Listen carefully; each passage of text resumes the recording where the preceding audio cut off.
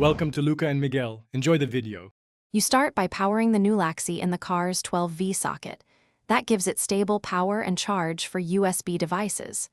Once powered, tune the transmitter display to an empty FM frequency that your radio can use without hiss.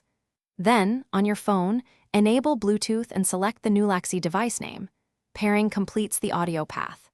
By beginning with power, a clear frequency, and Bluetooth pairing, you avoid double work later and establish the basic signal chain.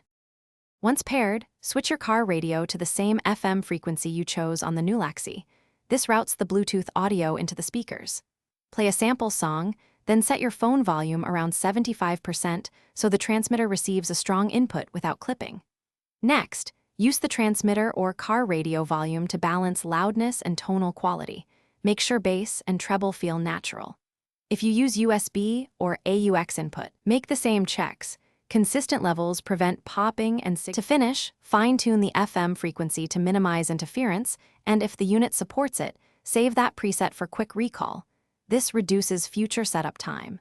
Make sure USB ports are used for charging only if audio quality degrades. Switch to AUX input for a direct wired connection.